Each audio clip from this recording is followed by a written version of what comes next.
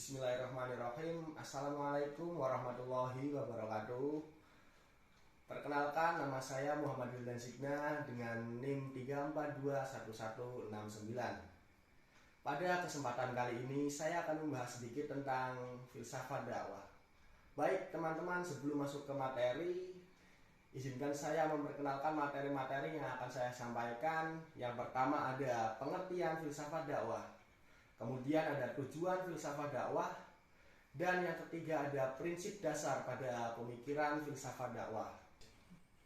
Baik teman-teman, sebelum saya masuk ke materi pengertian filsafat dakwah, kali ini saya akan menjelaskan tentang pengertian filsafat dan pengertian dakwah. Sebelumnya, pengertian filsafat adalah sebuah ilmu yang berusaha mencari suatu sebab atau alasan secara mendalam melalui akal pemikiran manusia. Sedangkan dakwah merupakan suatu proses penyampaian pesan yang dilakukan oleh seseorang dengan tujuan untuk memahamkan orang lain menggunakan metode atau cara tersendiri dari masing-masing dai ataupun pendakwah tersebut. Baik teman-teman, setelah tadi saya membacakan tentang pengertian filsafat dan pengertian dakwah, jadi secara umum dijelaskan bahwasanya filsafat dakwah merupakan suatu kajian dengan berbagai dimensi tentang cara berpikir yang diterapkan untuk memahami secara mendalam dan mendasar tentang segala hal mengenai dakwah, terutama mengenai hal-hal persoalan-persoalan yang timbul sebagai akibat dari dinamika atau proses dakwah. Selanjutnya ada tujuan filsafat dakwah.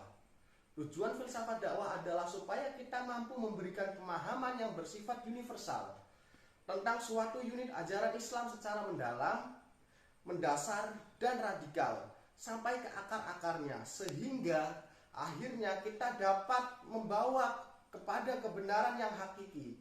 Kebenaran hakiki tersebut terimplementasikan dalam sikap keseharian sebagai seorang Islam. Selanjutnya ada prinsip dasar filsafat dakwah.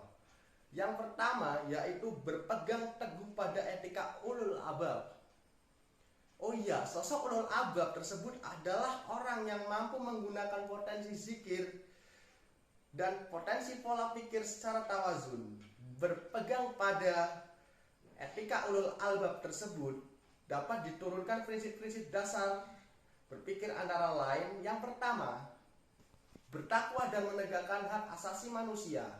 Yang kedua, membawa ayat-ayat Al-Quran baik muhkamat maupun mustasbiyat. Yang ketiga ada menjadikan ruang angkasa, geografi, meteorologi, dan geofisika sebagai objek berpikir.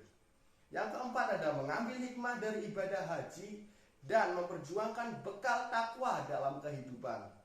Yang kelima, bisa membedakan antara kebenaran dan keburukan, tidak tergoda oleh keburukan, dan selalu bertakwa dalam mencari keberuntungan.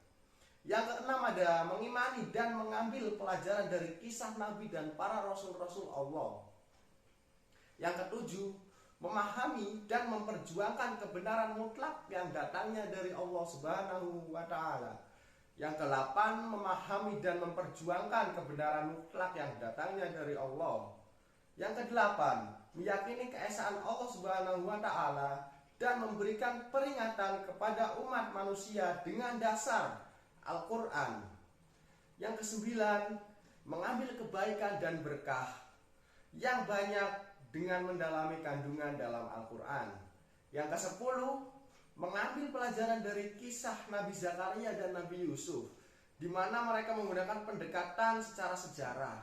Yang kesebelas, mensyukuri ilmu dengan sujud atau sholat pada waktu malam dalam upaya mendapatkan rahmat Allah Subhanahu wa Ta'ala dan merasa takut terhadap azabnya. Selanjutnya ke-12 ada menyeleksi informasi terbaik dengan tolak ukur hidayah dan norma. Yang ke-13 ada menjadikan hewan dan tumbuhan sebagai objek kajian. Yang ke-14 mengambil pelajaran dari kitab Taurat yang dibawa oleh Nabi Musa alaihissalam yang diwariskan kepada orang Israel dan orang Yahudi. Yang lain, yang ke-15 ada beriman dan bertakwa kepada Allah Subhanahu wa Ta'ala, memiliki kesadaran tinggi serta takut terhadap siksaannya yang dahsyat. Dan selanjutnya pada prinsip dasar ada memikirkan, memahami, menghayati dan mengambil pelajaran dari ayat-ayat Allah sebagai objek pikir, baik ayat kauniyah dan segala hukumnya seperti realitas alam dan hukum alam, maupun ayat-ayat Qur'aniyah melalui petunjuk-petunjuk dan isyarat ayat-ayat pada Al-Quran. Baik teman-teman, segitu yang dapat saya sampaikan, walaupun sedikit semoga bermanfaat bagi teman-teman semua. Mohon maaf apabila ada perkataan atau tutur kata yang kurang berkenan. Akhirul kalam, wabillahi taufiq wal hidayah. Wassalamualaikum warahmatullahi wabarakatuh.